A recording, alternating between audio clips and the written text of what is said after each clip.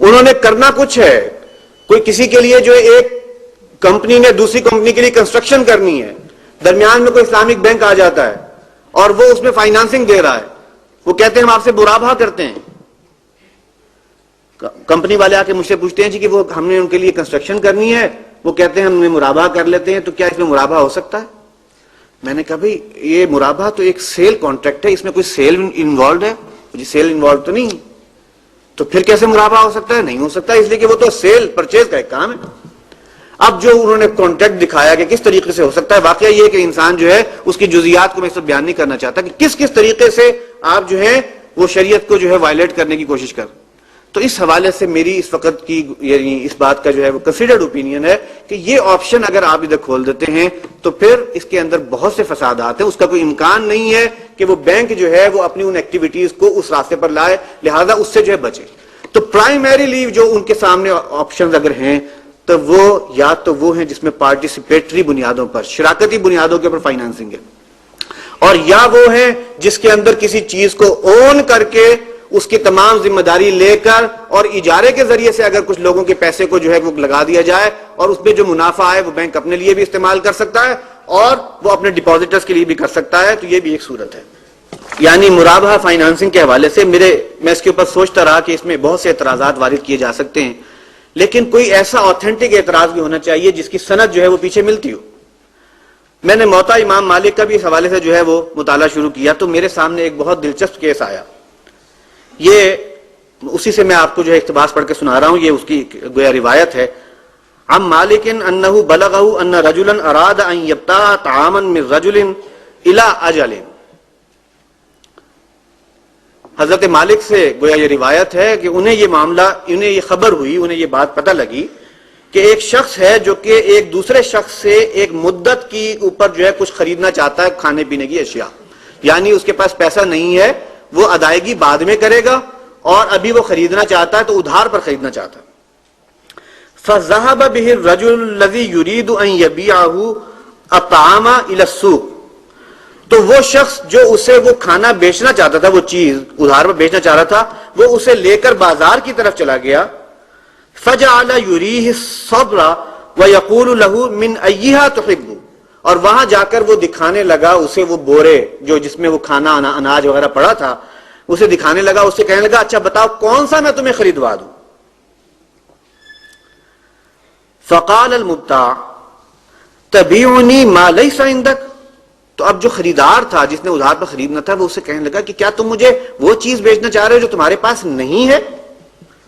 میں تو تم سے بات کر رہا تھا, تمہارے پاس ہوتی تم مجھے بیچ دیتے.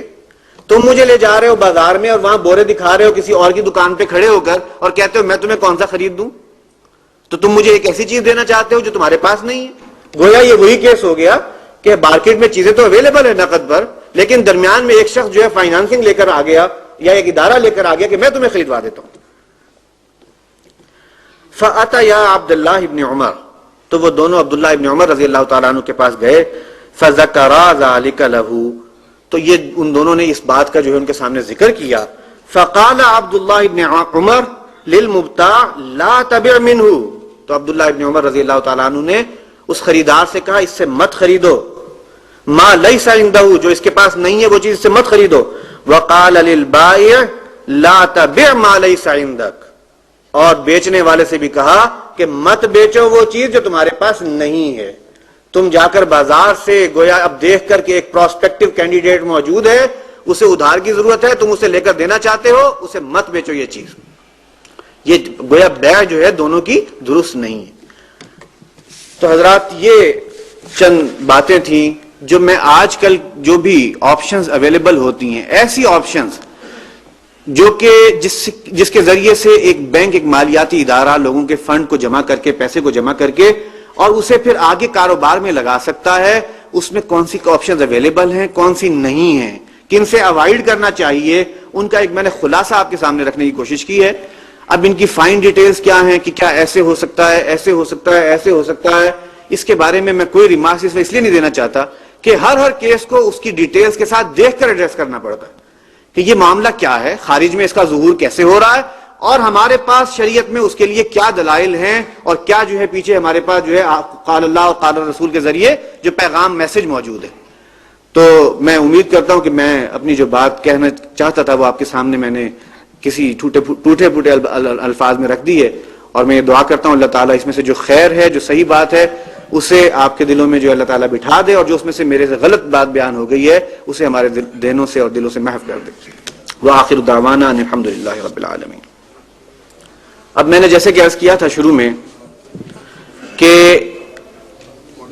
ایک تو یہ کمرشل بنیادوں پر جو لین دین چاہیے جس کے ذریعے سے بینک کچھ لانگ ٹرم کمائے اور اپنے ڈپازٹرز کو بھی دے.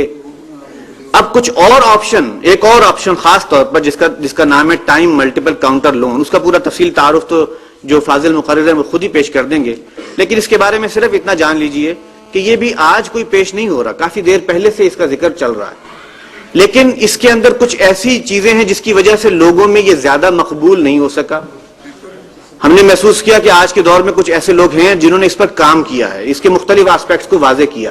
جو اوریجنل پیش کرنے والے تھے ان کا ذکر بھی وہ صاحب خود فرما دیں گے جو اس کو پیش کر رہے ہیں اس مقالے کو, تو ان کے ذمہ تو یہ سارے کام ہیں, لیکن میں صرف اس وقت یہ بتا رہا ہوں کہ یہ کافی دیر پہلے یہ ایک آپشن تھا جو پیش کیا گیا تھا, جس کے اندر پوٹینشیل ہے, بہت سے ایسی ٹرانزیکشنز ہیں جو اس کے ذریعے سے کی جا سکتی ہیں. تو میں اس مقصد کے لیے اور اس موضوع پر گفتگو کے لیے اب دعوت دے رہا ہوں جناب عبید اللہ صاحب کو. ان کا تعلق جو ہے وہ نوشہرہ سے, پشاور میں مقیم ہیں. انہوں نے ایم ایس سی اسٹیٹسٹکس بھی کیا ہوا ہے اور ایم بی اے بھی ہیں, اور ایک ادارے میں یونیورسٹی میں یہ پڑھاتے ہیں, اکاؤنٹس پڑھاتے ہیں, اور اسی طریقے سے اور جو مضامین ہیں وہ پڑھاتے ہیں. اب میں نے جیسے کہ عرض کیا تھا شروع میں کہ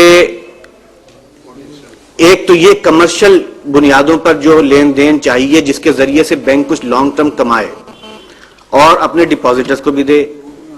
اب کچھ اور آپشن, ایک اور آپشن خاص طور پر جس کا نام ہے ٹائم ملٹیپل کاؤنٹر لون, اس کا پورا تفصیل تعارف تو جو فاضل مقرر ہے وہ خود ہی پیش کر دیں گے, لیکن اس کے بارے میں صرف اتنا جان لیجئے کہ یہ بھی آج کوئی پیش نہیں ہو رہا, کافی دیر پہلے سے اس کا ذکر چل رہا ہے, لیکن اس کے اندر کچھ ایسی چیزیں ہیں جس کی وجہ سے لوگوں میں یہ زیادہ مقبول نہیں ہو سکا. ہم نے محسوس کیا کہ آج کے دور میں کچھ ایسے لوگ ہیں جنہوں نے اس پر کام کیا ہے, اس کے مختلف آسپیکٹس کو واضح کیا.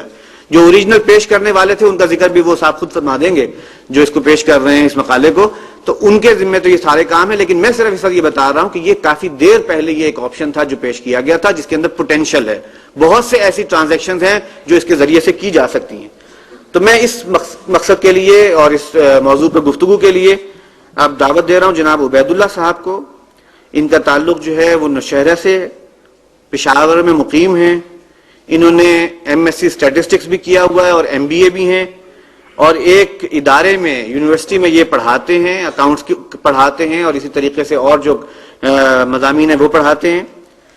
انہیں بھی اس آئیڈیا کا جب علم ہوا تو انٹرسٹ فری بینکنگ سے انہیں دلچسپی ہوئی, انہوں نے پھر اس کے اوپر مطالعہ کیا, بہت گہرا مطالعہ رکھتے ہیں, اور پھر اس کے اوپر انہوں نے کافی کام کیا ہے. مختلف فورم پر جا کر یہ جو ہے اس پر لیکچرز دیتے ہیں, اور ساتھ ہی انہوں نے یہ بھی کیا ہے کہ جو پشاور میں ایسے علماء جو فارغ التحصیل ہیں انہیں جمع کر کے انٹرسٹ فری بینکنگ کے حوالے سے جو ہے ٹریننگ کے انہوں نے لیکچرز دیے ہیں, اور بہت سے لوگوں سے ان کا اس معاملے میں انٹریکشن ہے. میں اب انہیں دعوت دے رہا ہوں جناب عبید اللہ صاحب کو کہ وہ تشریف لائیں اور اپنے موضوع پر خطاب فرمائیں.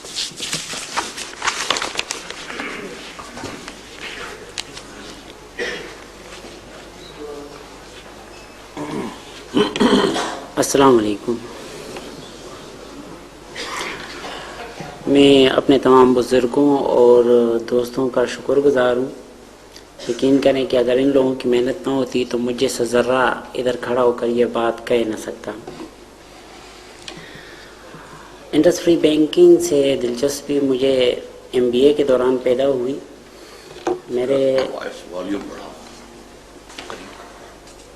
میرے کلاس میں میرے اکنامکس کے ٹیچر نے, سر حنید بھائی نے پوچھا کہ is it possible to run bank at 0% rate of interest. پوری کلاس نے کہا نو سر. آپ کو معلوم ہے یونیورسٹی دلیل کی جگہ ہے. میرے پاس دلیل نہیں تھی, میں چپ رہا. میں نے کسی سے یہ بھی نہیں پوچھا کہ آپ نو سر کس بنیاد پہ کہہ رہے ہو. اس کے بعد اگلے دن ہمارے پشاور یونیورسٹی کے وی سی رہے ہیں، جیوگرافی ڈپارٹمنٹ کی چیئرمین